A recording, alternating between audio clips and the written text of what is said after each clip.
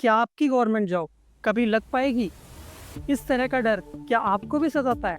500 kilometre दूर घंटों का सफर तय कर कर अपने माँ बाप के मेहनत से कमाए हुए पैसों को खर्च कर कर एक स्टूडेंट फाइनली एग्जाम सेंटर पर पहुंचता है। पर जब वो एग्जाम सेंटर पर पहुंचता है तो वहां पर उसके लिए कोई भी सुविधा नहीं होती। घंटों उसे धूप में खड़ा होना पड़ता है। जब एग्जाम शुरू हो जाना चाहिए था उस समय पर तो एंट्री स्टार्ट होती है। उसके पूछे जाने पर कोई भी उसे कुछ भी बताने के लिए तैयार नहीं। इस कड़कती धूप और एग्जाम में इतना डिले होने के बावजूद भी वो किसी तरह से अंदर पहुंचते हैं और अपना बायोमेट्रिक कंप्लीट करा लेते हैं। बायोमेट्रिक कंप्लीट हो जाने के बाद फाइनली उनका एग्ज़ाम स्टार्ट होता है। पर एग्ज़ाम स्टार्ट होने के कुछ ही मिनटों बाद उन्हें एक खबर पता लगती है कि उनका एग्ज़ाम कैंसिल हो गया है। खबर देने वाले भी कुछ ऐसी भाषा का उपयोग करते हैं। अब मैं जो आगे बताऊंगा वो मेरे नहीं, एक स्टूडेंट के शब्द। उनसे आखिर क्या बोला जाता है? उनसे बोला जाता है, अपने पेन और पेपर को वहीं रखो और बाहर निकलो। एग्जैक्टली यही शब्द बोले जाते हैं। वो पूरी तरह से कंफ्यूज हो जाती है कि उसके साथ ऐसा व्यवहार क्यों किया जा रहा है। एग्जाम सेंटर के बाहर 1 घंटे का इंतजार करने के बाद उसे पता लगता है कि उसका एग्जाम कैंसिल हो गया है और अब इसे रीशेड्यूल करा जाएगा और दूसरी पाली के एग्जाम को लिया जाएगा।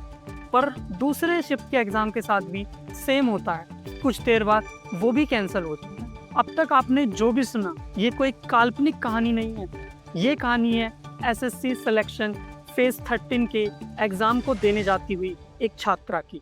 वो सभी स्टूडेंट जिनका एग्जाम कैंसिल हुआ था, एक दिन बाद उनके पास एक मेल आता है जिसमें लिखा हुआ है कि उनके एग्जाम को रीशेड्यूल कर दिया गया है और उनका एग्जाम दोबारा कंडक्ट कराए थे। पर सवाल यहाँ पर एग्जाम दोबारा कंडक्ट कराने का नहीं है। सवाल ये है, वो गरीब बच्चे जो किसी तरह से पैसा जोड़कर एक बार इतनी दूर सेंटर तक जा पाए थे, क्या वो दोबारा उतनी दूरी उस सेंटर तक जा पाएंगे या फिर कोई और भी सेंटर हो? मेरा मानना है उन सभी विद्यार्थियों को एक फ्री ट्रैवल अलाउंस प्रोवाइड कराना चाहिए जिन सभी विद्यार्थियों का एग्जाम को रीशेड्यूल करा गया है, क्योंकि एग्जाम के रीशेड्यूल हो जाने में उन लोगों की कोई भी गलती नहीं है। यहाँ पर बात सिर्फ एग्जाम कैंसिल हो जाने की नहीं है। एसएससी इस साल कुछ अद्भुत ही काम कर रहा है, जैसे कि फॉर्म भरते वक्त लाइव फोटो क्लिक करना, आधार वेरिफिकेशन करना। वो ये सब कर क्यों रहा है? डमी कैंडिडेट्स को एलिमिनेट करने के लिए। उन्हें कोई ये समझाए कि ये समस्या 2015-17 में कब की खत्म हो चुकी है। अब समस्या ये नहीं है कि कोई डमी कैंडिडेट आ जाएगा।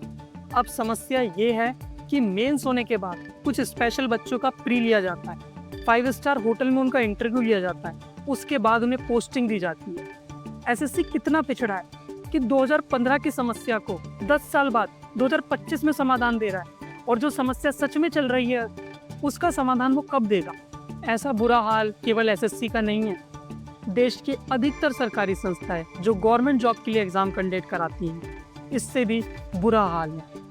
आप एग्जाम्पल के लिए ले लीजिए यूपी में होने वाला टीजीटी टीचर का एग्जाम। उसे 4 बार, आप सोच भी सकते हैं, 4 बार उसे रीशेड्यूल करा गया और अंत में उसे कैंसिल कर दिया गया। उन लोगों की मानसिक स्थिति के बारे में सोचिए कि उन पर क्या गुजरती होगी कि वो जिस एग्जाम के लिए पिछले सालों से तैयारी कर रहे हैं वो एग्जाम अब होगा ही नहीं। उसे क्यों कैंसिल करा गया, इसके पीछे कोई रीजन नहीं है। पिछले साल उत्तर प्रदेश के इलाहाबाद हाई कोर्ट ने कहा था कि जो भी वैकेंसी खाली रह गई हैं सुपर टेट में, उन्हें जल्द से जल्द 3 महीने के भीतर भरा जाए। पर 3 महीने क्या, यहाँ सालों होने वाले हैं और अब तक उन वैकेंसीज को फिल नहीं करा गया। आपकी मजबूरी का फायदा फेक सो कॉल्ड टीचर भी उठा रहे हैं, जो आपको झूठी इंफॉर्मेशन, झूठे नोटिस, झूठे वादे करते हैं। आपको एक फेक व्हाट्सएप चैट दिखाते हैं और बताते हैं कि उस विभाग में मेरा एक करीबी है, उसने मुझे एक चैट भेजी है जिसमें वो बताते हैं कि अभी जल्द ही कुछ दिनों बाद तो वैकेंसी आने वाली है। और फिर उस वीडियो के एंड में बताते हैं कि हमारा कोर्स लॉन्च हुआ है 999 रुपये का, 2000 का, ये कूपन कोड लगा लो, वो कूपन कोड लगा लो, इतना डिस्काउंट ले लो, उतना डिस्काउंट ले लो। सच कहूँ तो ऐसे लोगों को टीचर कहना, टीचर शब्द का अपमान होगा। ये लोग कोई टीचर नहीं है, ये सब हैं एक बिजनेसमैन जिनने टीचर की खाल को ओढ़ रखा है। बहुत से सीधे साधे स्टूडेंट इनकी इस चाल को नहीं समझ पाते हैं और उनके कोर्स को परचेज कर लेते हैं। वो आपके माँ बाप की मेहनत की कमाई से अपने लिए बढ़िया गाड़ी, बढ़िया घर, अपने बच्चों को बेहतर भविष्य देते हैं। तो मैं कहना चाहूँगा कि आप ऐसी फालतू के टीचरों की बातों में बिल्कुल ना आएं। सिर्फ ऑफिशियल नोटिस पर ही भरोसा करें। वो जो सारी चैट होती हैं वो इनका कोई दोस्त होता है जिससे फेक चैट जनरेट कराते हैं और उसके बाद आपको अपना कोर्स बेचा जाता है। आप उनके लिए कोई स्टूडेंट नहीं हो, आप उनके लिए कस्टमर हो। इस बात को हमेशा ध्यान रखें। आपके डिप्रेशन और एंजाइटी के पीछे समाज भी कम दोषी नहीं है। मान लीजिए एक विद्यार्थी तैयारी कर रहा है एसएससी सीजीएल, एसएससी सीएचएसएल या फिर अदर गवर्नमेंट एग्जाम। उसके अच्छे मार्क्स आते हैं और वो फाइनल कट ऑफ 1 या 2 नंबर से मिस कर जाता है। तो उसे आसपास के लोग क्या कहेंगे कि ये मेहनत ही नहीं करता, इसके बस की तो कुछ है ही नहीं। पर अगर सोचो उसी वैकेंसी में थोड़ी सी वैकेंसीज ज़्यादा होती तो उसका भी सिलेक्शन हो जाता, फिर वही नकारात्मक बच्चा सकारात्मक हो जाता समाज की नज़रों में। शायद मेरी ऐसी बातों को सुनकर अब कुछ ऐसे अमीर परिवार के स्टूडेंट्स निकल कर आएंगे जिनके पास सब कुछ है तैयारी करने के लिए, और वो कहेंगे कि ये कैसी पागलों जैसी बात करी जा रही है। वैकेंसी आती तो है, हर साल वैकेंसी आ रही है, और उन वैकेंसीज का नंबर कितना है कभी ये सोचा? चलो मैं आपको एक एग्जांपल बताता हूँ। एसएससी जेईई का 2025 का नोटिफिकेशन जाके देखो, कितने सिविल इंजीनियर्स चाहिए? 300 सिविल इंजीनियर। क्या 140 करोड़ देश की आबादी है हमारी, और हमें सिविल इंजीनियर्स कितने चाहिए इस साल? 300। ये रियलिटी है हमारी। ऐसा कैसे हो सकता है कि हमें सिर्फ 300 सिविल इंजीनियर्स चाहिए? आप इस बात को जरा सोच के देखें। और अगर दूसरी ओर बात करें, कुछ लोग कहते हैं कि अरे हमारी तो पॉपुलेशन ही बहुत ज़्यादा है। पॉपुलेशन बहुत ज़्यादा है, ये कैसा एक्सक्यूज़? पॉपुलेशन ज़्यादा होना कोई एक्सक्यूज़ थोड़ी है। जब ये डिसाइडेड है कि 30 बच्चों को एक टीचर पढ़ाएगा, तो फिर क्यों 120 बच्चे एक क्लास में ठूसे गए हैं और एक टीचर उन्हें पढ़ा रहा है, जबकि 3 टीचर और होने चाहिए? जब 1000 लोगों पर एक डॉक्टर होगा तो कहाँ है एक डॉक्टर? क्यों नहीं आ रही उसकी वैकेंसी? कभी आपने सोचा है? कभी सोच कर देखना, कितने साल हो गए दिल्ली यूनिवर्सिटी में परमानेंट असिस्टेंट प्रोफेसर की वैकेंसी नहीं? कितने साल हो गए भारत में अभी तक डॉक्टर्स की कोई भी गवर्नमेंट वैकेंसी नहीं? कितने साल हो गए जुडिशरी में अभी तक जजेस की कोई वैकेंसी नहीं? क्यों नहीं आ रही है? क्या हमारे देश में इन लोगों की ज़रूरत नहीं है? ज़रूरत है। हो सकता है मेरे शब्द कुछ लोगों को चुभें, पर सिस्टम की नज़रों में आप सिर्फ एक वोट बैंक हैं। उनके लिए आप उस दिन उपयोगी होंगे जिस दिन उन्हें वोट चाहिए होगी। उसके बाद आप मर जाएं, आपको रोजगार मिले या ना मिले, सिस्टम को इससे कोई भी मतलब नहीं। दिल्ली यूनिवर्सिटी के प्रोफेसर्स के बारे में मैं थोड़ा और बात करना चाहता हूँ। आप कभी दिल्ली यूनिवर्सिटी विजिट करिएगा और वहाँ के असिस्टेंट प्रोफेसर से मिलिए। मैं आपको एक अननोन फैक्ट बता देता हूँ कि वो 50% लोग किसी ना किसी तरीके से अपने दूसरे प्रोफेसर से रिलेटेड होंगे। ये भी एक नेपोटिज्म है। और सबसे बड़ी बात, जो भी कोई नया प्रोफेसर आपको पढ़ाने आता है, अगर आप दिल्ली यूनिवर्सिटी में पढ़ते हैं तो उनसे एक सवाल जरूर पूछना कि सर या मैम, आपकी वो थीसिस बुक कहाँ पर है? वो लाइब्रेरी में कहाँ पर रखी है? मुझे उसे पढ़ना। पहली बात तो बुक मिलना ही मुश्किल हो जाए। अगर वो बुक मिल भी गई ना आपको, तो आप देखोगे 90% से ज़्यादा चांस हैं कि वो बुक एक कॉपी होगी। ऐसे असिस्टेंट प्रोफेसर पढ़ाएंगे आपको। क्यों नहीं आ रही परमानेंट वैकेंसी? ये सवाल हमें करना होगा। हम भूल गए हैं इन चीज़ों को कि कब से नहीं आ रही कुछ जगह वैकेंसी। यहाँ पर मेरे एसएससी और सिस्टम से 5 बड़े सवाल।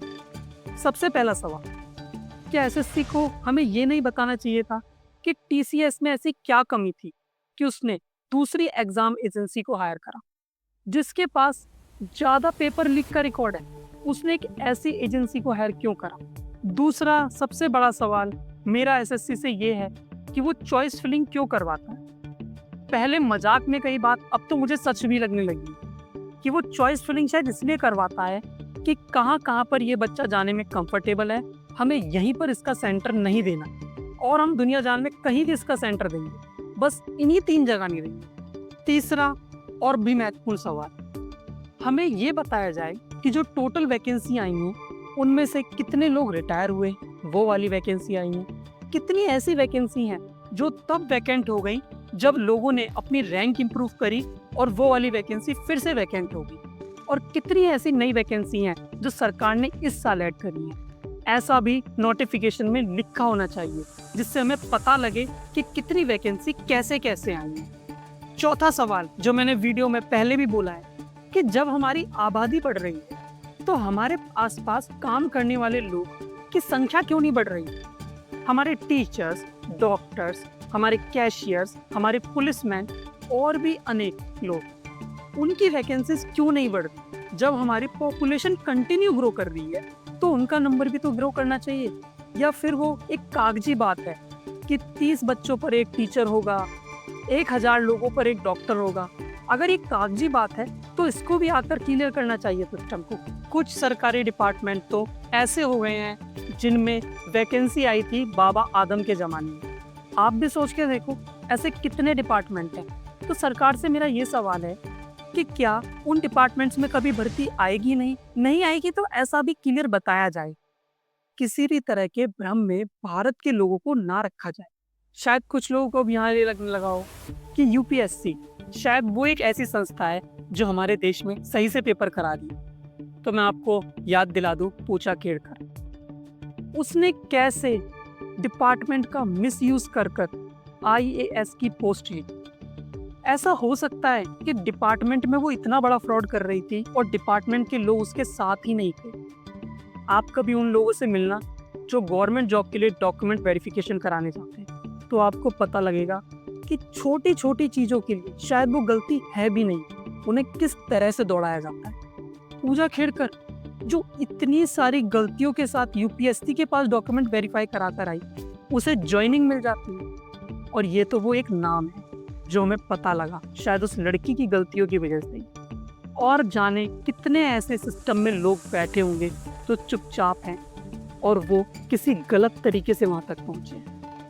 तो हमारे देश की ज़्यादातर सरकारी संस्थाएं ऐसे ही काम करती हैं और ये ऐसे ही काम करती रहेंगी अगर आप नहीं जाते। इनसे सवाल पूछना होगा आप। ये जब भी मिले इनसे सवाल पूछो, ट्वीट करो, इनको टैग करो, इनसे सवाल पूछते रहो।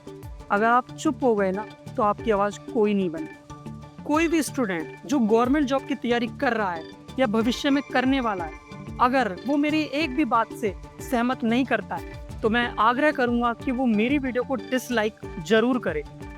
अन्य एग्ज़ाम की तैयारी करने वाले बच्चों के लिए तो थोड़ी बहुत वैकेंसी आ भी जाती है, पर जो बच्चे टीचिंग की तैयारी कर रहे हैं उनका हाल बहुत बुरा है। अगर आप टीचिंग के लिए कि कितने फ्रॉड हुए, कब पेपर लीक हुआ, कब पेपर डिले हुआ, वैकेंसी को कैसे टाला जा रहा है, अगर इस पर एक डिटेल वीडियो चाहते हैं जो फ्रॉड नहीं होगी किसी व्हाट्सएप चैट की तरह, तो मुझे कमेंट जरूर करना, मैं उस पर भी एक डिटेल वीडियो बनाऊँ। सिस्टम को सुधारने के लिए हमारी ताकत बढ़े और सब्सक्राइब करें दी ज्ञान मंथन को। तब तक के लिए जय हिंद।